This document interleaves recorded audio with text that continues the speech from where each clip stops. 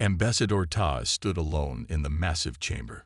His heart beat fast, but his face stayed calm. The room was built for beings twice his size. The air smelled strange, like metal and something sweet. This was the day humans had waited for since they first looked up at the stars. First contact. The doors at the far end slid open with a soft hiss. 7 aliens entered. They walked on 2 legs like humans, but that was where the similarities ended.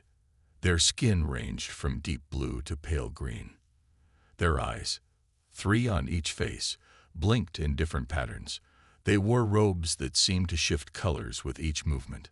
"Ambassador Ta of Earth," said the tallest alien. Its voice came through Ta's translator with a metallic echo. "I am High Counselor Vrex of the Galactic Council. We welcome you to Proxima Station." Ta bowed deeply. "Thank you for this honor. Earth is grateful for your welcome." The aliens looked at each other. One made a sound like water bubbling. "Your species is young," said Vrex. "Very young. Yet you have achieved faster than light travel in just 1 century after discovering atomic energy. This is unusual." Ta smiled. "Humans learn quickly when we work together. Or when you compete," said a red-skinned alien to Vrex's right. "We have studied your history. So much war. So much bloodshed over resources, ideas, invisible borders." Ta did not argue. "Yes, we have made many mistakes. We continue to learn from them." This seemed to surprise the aliens. They spoke among themselves in sounds Ta's translator couldn't catch. Vrex stepped forward. "The Council has agreed to consider Earth for probationary membership. Your technology interests us, especially your AI systems and your music. However, your species must prove it can follow Council laws and customs." "We are eager to learn," said Ta. A servant entered with drinks on a floating tray. The glasses were oddly shaped, with handles that curved away from the body. Tai reached for one carefully, but his fingers slipped on the smooth surface. The blue liquid spilled across Vrex's ceremonial robes. The room went silent. The other aliens stepped back. The servant froze in place. Tai immediately understood he had made a serious error. The tension in the room felt heavy and dangerous. In human diplomacy, this might be awkward but not disastrous. Here, he could see it was much worse. He had seconds to respond. "High Counselor Vrex, I apologize sincerely for my clumsiness," Ta said, bowing deeply. "I have stained your formal robes through my mistake. This was never my intention. Please tell me how I can make this right." The silence stretched longer. Ta's heart pounded in his chest. Had he made things worse? Finally, Vrex spoke. "You apologize.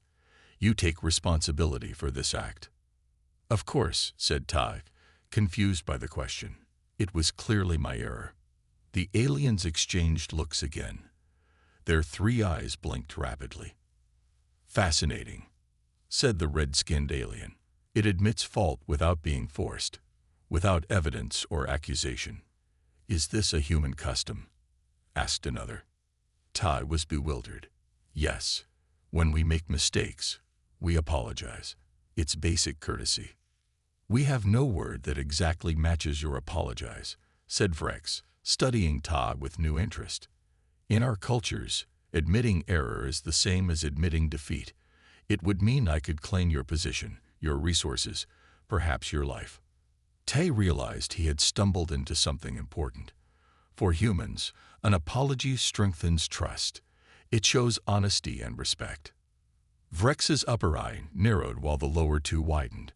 Perhaps humans are more unusual than we thought. This will require further study. He touched his robe where the drink had spilled. The liquid seemed to be absorbed into the fabric, leaving no trace. "The council meeting will continue tomorrow," said Vrex. "We have much to discuss about humans." As they left, Ta knew that his simple apology had changed something fundamental. He just didn't know yet if it was for better or worse. 3 months after Ambassador Ta's first meeting with the Galactic Council, humans established their first off-world embassy on Proxima Station. Jisoo walked through its freshly painted halls. checking that everything was ready for the opening ceremony tomorrow. As the embassy's cultural attaché, Jisoo had studied alien customs for years, but books and videos were nothing like the real thing. Every day brought new surprises. "Excuse me, is this area restricted?" asked a voice behind her. Jisoo turned to see a tall, blue-skinned alien with 3 eyes. She recognized him as Mok, an assistant to High Counselor Vrex. "Not at all," she said with a smile. "Please come in. I'm Jisoo, the cultural attaché." Mok stepped in, but kept his distance. "Your embassy is compact." "Yes, but it suits our needs," Jisoo said.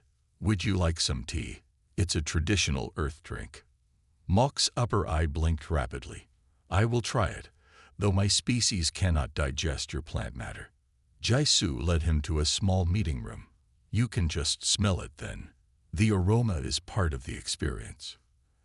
As they sat down, the lights flickered and went out. Emergency lights came on seconds later, casting a dim blue glow over everything. "I apologize for the inconvenience," Jisoo said automatically. "Our systems must still have some bugs." Mok stared at her with all 3 eyes. "You apologize, but you did not cause this power failure." Jisoo shrugged. "It's our embassy, so it's our responsibility." "Fascinating. You humans apologize, even when not directly at fault." Mok leaned forward. "The Council has been discussing this strange human behavior since Ambassador Te's visit." Jisoo was surprised. "Apologizing isn't strange, it's just being polite. For us, it is very strange." Mok's voice lowered. "In my culture, to apologize means to submit completely to another's will. It would be like offering yourself as prey." The station's main lights came back on.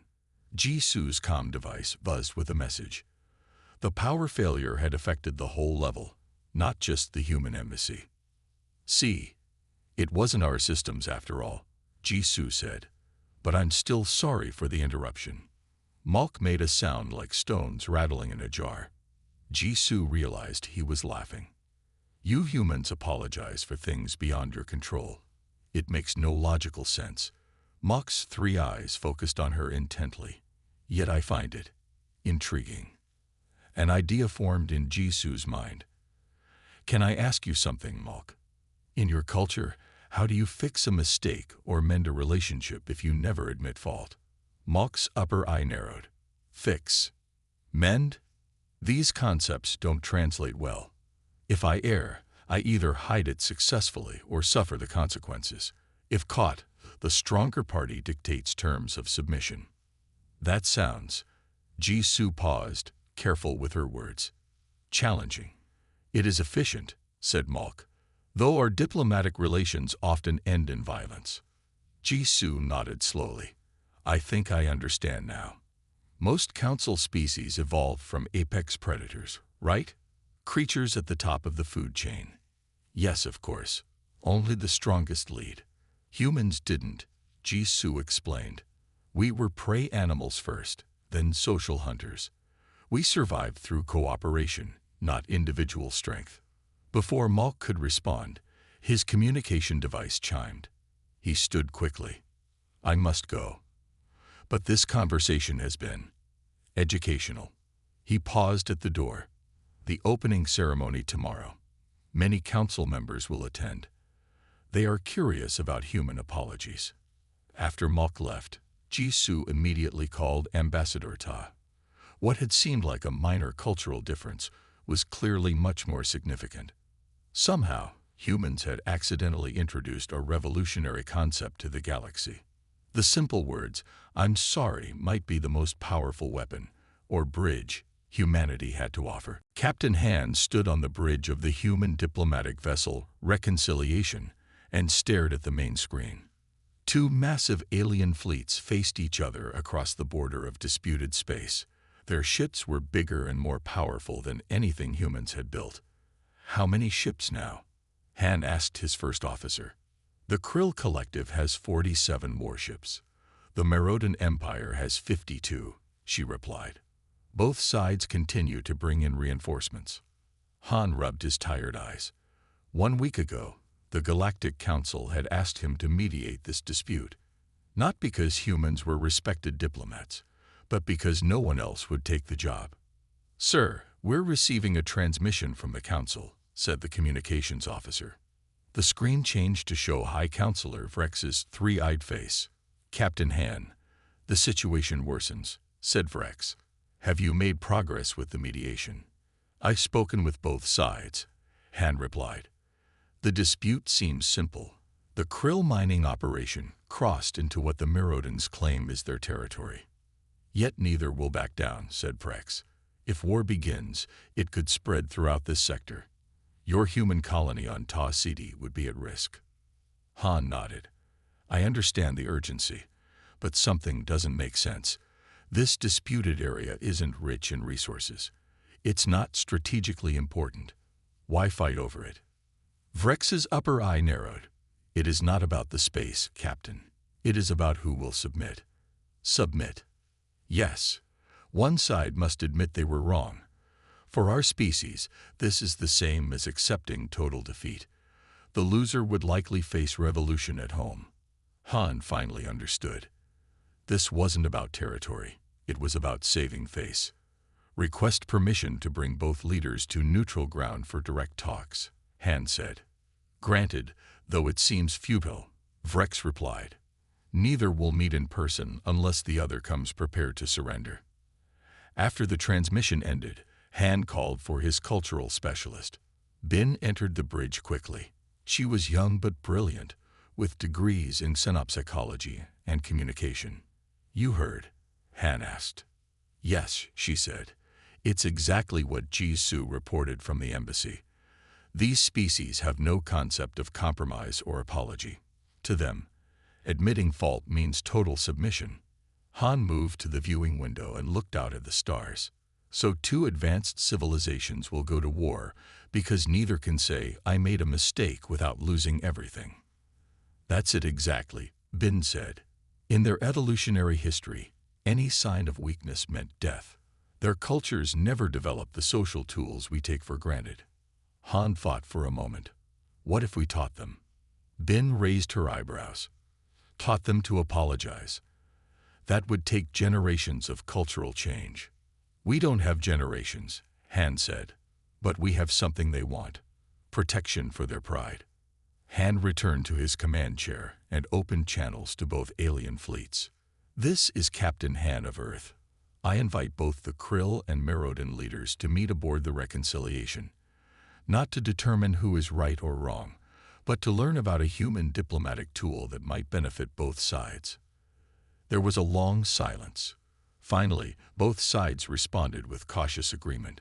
Bin looked worried. "What exactly are we going to teach them?" Han smiled. "Something humans have been doing since we first formed tribes. Something that makes us different from every species in the galaxy. Apologizing without surrendering," Bin said, understanding. "Exactly," said Han. "We're going to show them that the strongest cultures aren't the ones that never admit mistakes. They're the ones that know how to fix them." As the alien representatives prepared to board, Han knew this would be the most important diplomacy humans had ever attempted. The simple word sorry might prevent a galactic war. The meeting room on the Reconciliation was tense. On one side sat the Krill leader, General Tyke, his blue scales shimmering under the lights. On the other side sat Empress Cole of the Merodans, her red fur bristling with anger. Neither would look at the other. Captain Han sat between them with Bin at his side. "Thank you both for coming," Han said calmly. "We're here to discuss a human concept that might help resolve your conflict." "Nothing can resolve this except Krill surrender," said Empress Cole. "The Merodans must admit their border violation," said General Tyke. Han raised his hand. "This is exactly why we're here.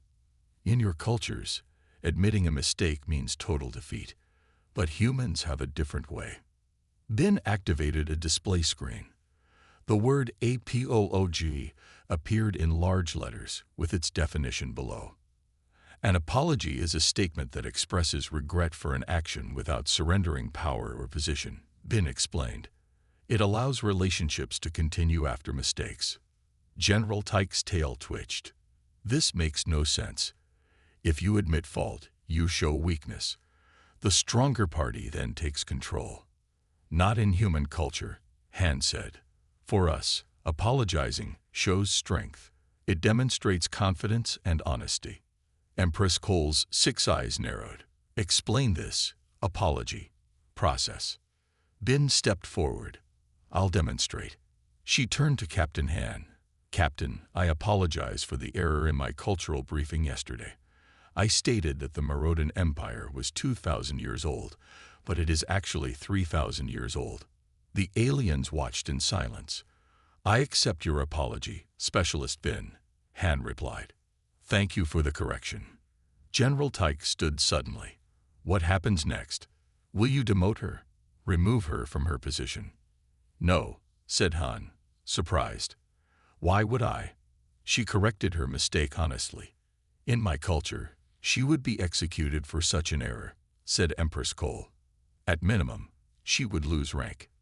Bin smiled. Yet here I stand, still in my position.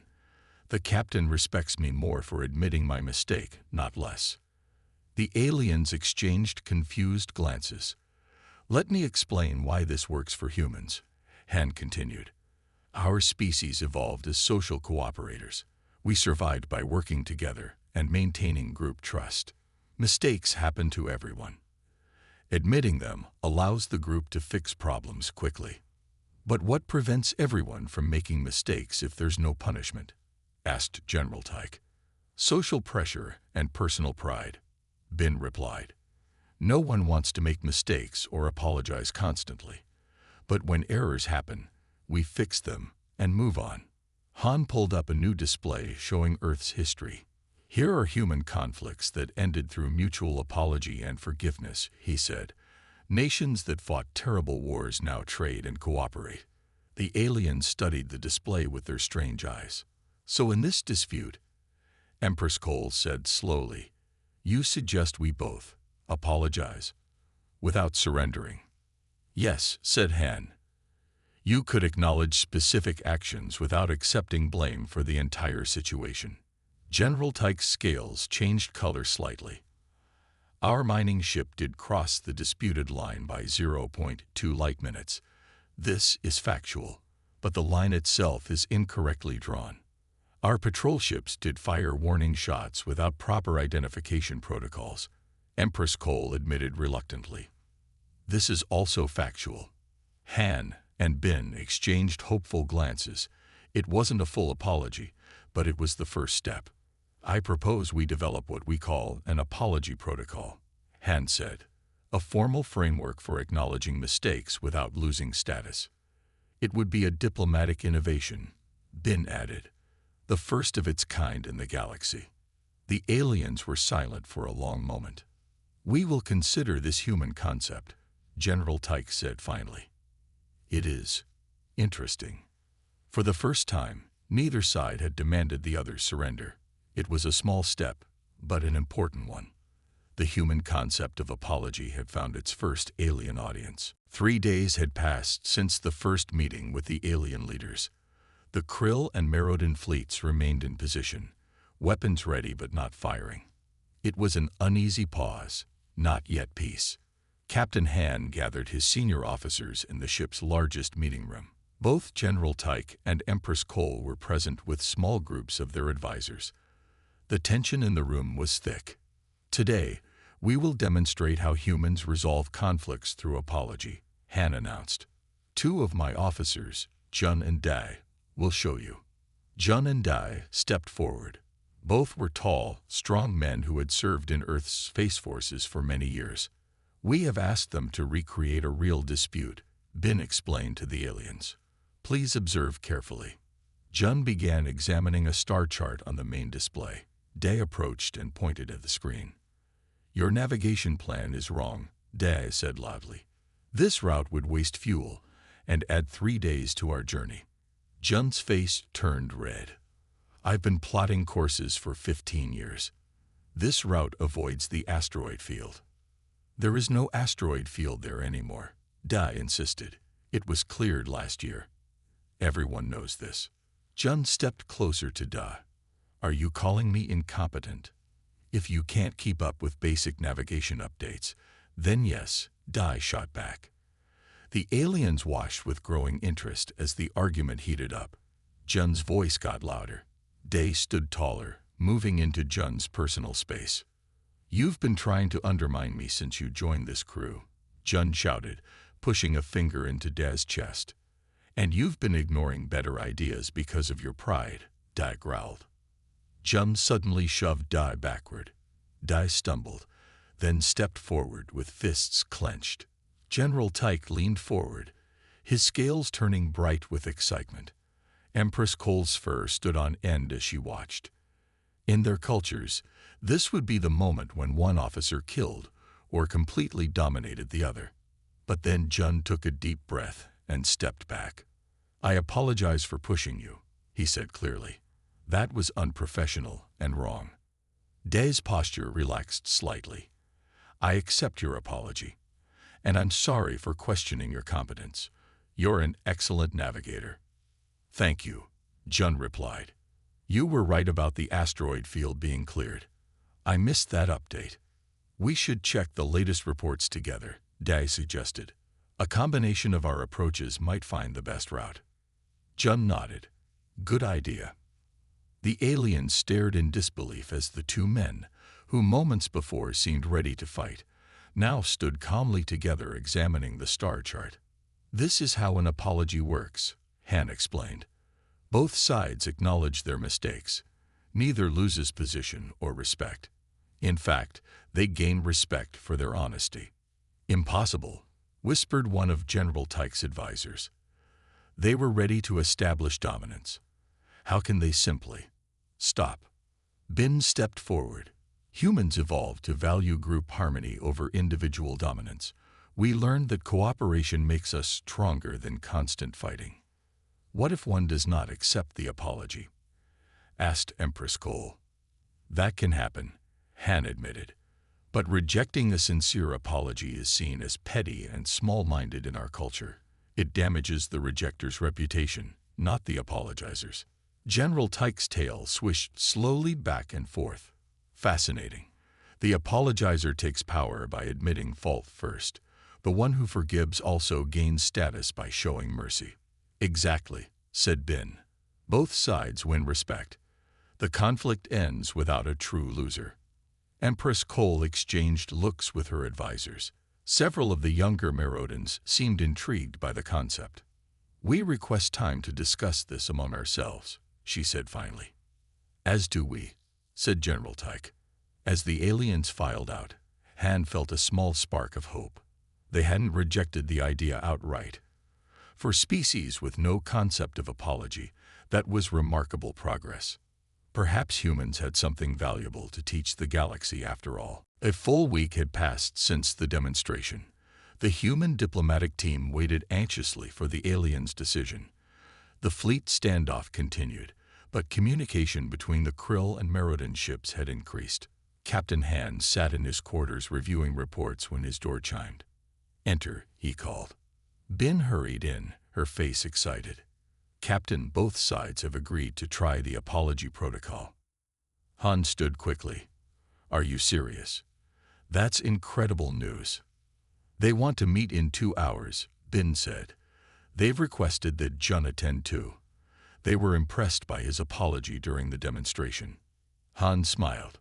Tell Jun to prepare. This could be the breakthrough we need. 2 hours later, they gathered in the meeting room. The mood was different this time. Both General Tyke and Empress Cole seemed less hostile, though still cautious. We have studied your human concept, General Tyke began. It is alien to our thinking, but we see potential benefits. Empress Cole nodded. My advisors believe this apology might resolve our current dispute without war, but we need help understanding how to do it correctly. That's why we're here, Han said warmly. Jun, please explain how you approach an apology. Jun stepped forward. He was nervous but spoke clearly. The key is to be specific about what you did wrong, take responsibility for it, and express regret, he explained. You don't need to apologize for things you didn't do or accept blame for the entire situation. General Tyke's scales shifted colors. I will try. He turned to face Empress Cole. The krill mining vessel did cross the boundary line. Our sensors confirmed this. I acknowledge this specific action was incorrect. The room went silent. For a species that never admitted error, this was monumental. Empress Cole's fur rippled slightly. She seemed to struggle with her next words. The Merodan patrol ships fired warning shots without proper identification procedures, she said stiffly. This specific action was hasty. Jun nodded encouragingly. Good start. Now explain how you feel about these actions. Both aliens looked confused. Feel? General Tyke asked. What does emotion have to do with conflict resolution? Bin stepped in. Emotions are actually important in human apologies. Expressing regret shows sincerity. Perhaps we can help them find words that work for their species, Han suggested. General Tyke, would you say the boundary crossing created problems that could have been avoided? Yes, Tyke said. It was inefficient and created unnecessary complications. And Empress Cole, did the warning shots make the situation more dangerous than necessary? Han asked. They did increase risk factors, she admitted. A more measured response was possible. Han smiled. That's good. Now the final step. What would you do differently next time? The aliens considered this question carefully. Krill mining vessels will maintain strict adherence to agreed boundaries, General Tyke said finally, and request permission before approaching disputed areas. Merodan patrols will follow full identification protocols before taking any aggressive action, Empress Cole added. The human team exchanged excited glances. It wasn't a human-style apology, but it was remarkable progress. There's one more thing, Han said.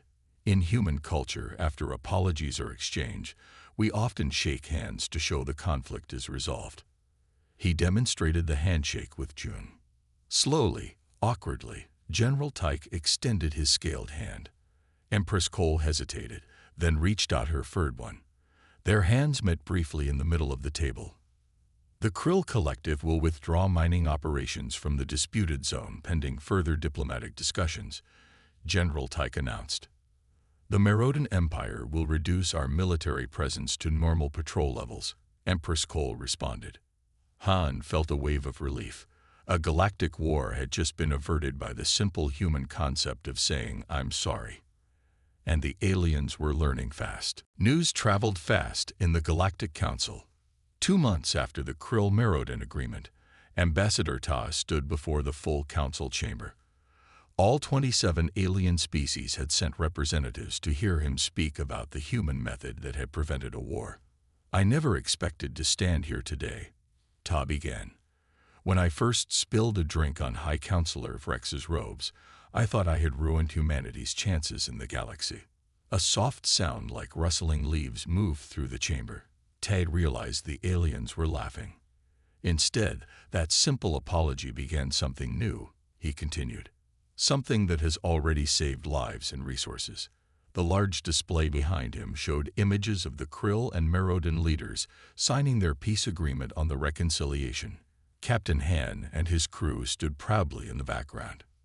The apology protocol is now being used in 4 other disputes across council space, Ta said, each adapted to fit the species involved. We don't expect all species to apologize exactly as humans do. The important part is acknowledging specific actions without losing status or power. High Counselor Vrex stepped forward. All 3 of his eyes focused on Ta. What Ambassador Ta does not mention is that the Zeltari and Voltan have ended their 90-year trade war using this protocol, Vrex announced. They have exchanged ambassadors for the first time in a century. The council chamber buzzed with excited conversation. The Zeltari-Voltan conflict was famous for its bitterness and seeming impossibility of resolution. Humans have given us something unexpected, Vrex continued. Not advanced weapons or faster ships, but something we now call emotional technology, social tools that our species never developed. Ta had not heard this term before. He liked it. At the back of the chamber, a group of older aliens watched with narrow eyes and tense postures. They did not seem pleased by these developments. One of them, a tall figure with gray skin and a bony crest, whispered to the others. They nodded and left the chamber quietly. After the meeting, Jisoo approached Todd with a worried expression. "Did you see the purist group leave?" she asked quietly. Ta nodded. "I noticed. Who was the leader?" "The tall one with the crest." "That was Supreme Commander Ozrak of the Dralin Empire," Jisoo explained. "They're one of the oldest species in the Council. Their entire social structure is based on never showing weakness. Are they a problem?" Tai asked. "Maybe. My sources say they view human influence as dangerous. They call our apologies mimetic warfare, ideas that spread and change cultures." Ta frowned. "Apologies aren't weapons. They're tools for peace. To species that evolved as solitary predators, peace through vulnerability seems impossible," Jisoo said. "They think we must have a hidden agenda." Before Tai could respond, Captain Han approached with Bin at his side. Their ship had returned to Proxima Station after the successful mediation. "Ambassador, the Council has requested that human diplomatic teams be assigned to 3 more conflict zones," Han reported. "They want us to teach the apology protocol to more species." Ta smiled, but his eyes remained concerned. "That's good news, but we need to proceed carefully. Not everyone is happy about humans changing galactic diplomacy." Han looked surprised. "But we've helped prevent wars. Who could object to that?" "Those who maintain power through fear and dominance," Jisoo said softly. "To them, our apologies are revolutionary, and revolutions are always dangerous to those in power." As they spoke, across the station, Supreme Commander Ozrak was calling an emergency meeting of like-minded species. The human emotional technology was spreading too quickly. Something would have to be done. The ripples of a simple human apology were becoming waves that threatened to change the galaxy forever. 1 month after Ambassador Taz's speech to the Council, the situation changed dramatically. Supreme Commander Ozrak entered the main council chamber with 20 representatives from different worlds. They called themselves the Purist Alliance. Ozrak stood tall, his gray skin looking almost like stone in the chamber's light. His bony crest rose high above his head, showing his elite status. "Honorable members of the Galactic Council," his voice boomed. "We come with grave concerns about human influence in our affairs." High Counselor Vrex's 3 eyes blinked in surprise. "The humans have helped resolve several long-standing conflicts, Commander Ozrak. Their apology protocol has proven effective." "Too effective," Ozrak replied. "This human emotional technology spreads like a virus through our cultures. It undermines traditions that have kept order for thousands of years."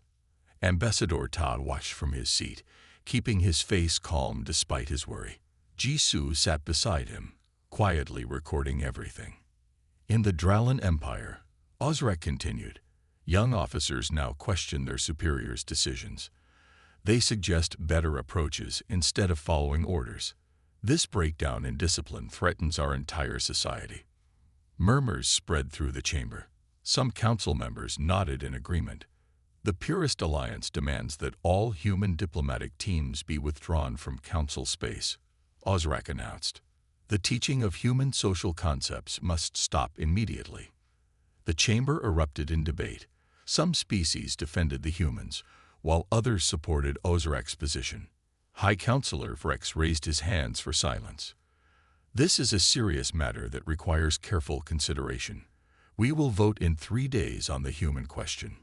As the meeting ended, Tai approached Vrex privately. "High Counselor, may I request a meeting with Commander Ozrak?" Tai asked. "I believe we should discuss his concerns directly." Vrex looked surprised. He may not agree. The Dralin rarely speak with those they consider inferior. "Please ask him," Tai insisted. "It's important that I understand his perspective." That evening, to everyone's surprise, Ozrak agreed to meet Ta in a private chamber. No assistants, no recording devices, just the two of them. The Dralin commander towered over Ta, his crest nearly touching the ceiling. His 4 eyes studied the human with cold intensity.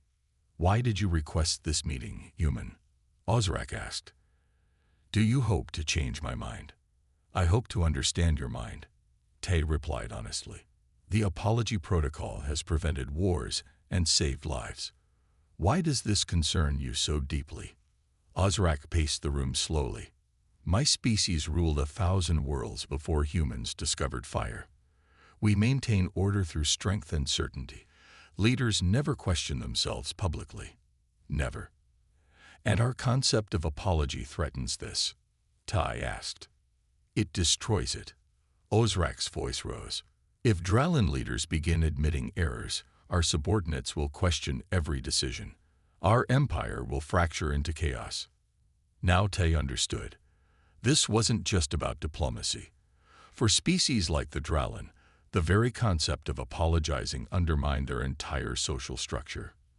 "Your apologies may seem harmless to you," Ozrak continued, "but they are mimetic warfare to us. Ideas that invade and transform cultures against their will." "That was never our intention," Ta said quietly. "Intention is irrelevant. Effect is what matters." Ozrak stopped directly in front of Ta. "The vote will go against you, human. The old powers of the galaxy will not allow their foundations to be weakened." As Ta left the meeting, he realized the problem was far bigger than he had imagined. Humans hadn't just introduced a diplomatic tool. They had accidentally started a cultural revolution, and revolutions always faced resistance from those in power. The vote was only 2 days away. Ta needed to find a solution, and quickly. The day of the vote arrived. The council chamber was packed with representatives from all 27 species. The Purist Alliance sat on one side, the supporters of human diplomacy on the other. Ambassador Ta had not slept. He had spent the night thinking about his conversation with Ozrak, searching for a solution that would satisfy both sides. High Counselor Vrex called the session to order. "Today we vote on the Purist Alliance's demand to remove human diplomatic influence from council space. Before we proceed, Ambassador Ta has requested to address the council." As Ta walked to the center of the chamber, he saw Captain Han, Jisoo, and Ben watching from the gallery. They looked worried. They knew how much was at stake. Ta faced the council, took a deep breath, and did something no one expected. "Supreme Commander Ozrak," he said clearly, turning to face the Dralin leader directly. "On behalf of humanity, I apologize." A wave of shocked whispers swept through the chamber. The Purist Alliance members stiffened in their seats. "I apologize for our failure to understand how our concepts would affect your cultures," Ta continued. "We introduced the apology protocol to help, not to harm. We did not consider how it might disrupt societies built on different foundations than our own." The chamber fell completely silent. Every alien eye was fixed on Ta. "Humans are not perfect," he said. "Our history is filled with wars, mistakes, and terrible choices. We've committed genocide, destroyed environments, and hurt each other in countless ways. Apologies didn't prevent these horrors. They came after, as a way to heal." Tay turned slowly, addressing the entire council now. "We don't apologize because we're weak. We apologize because we know we're imperfect. We know we'll make mistakes again. The apology isn't magical.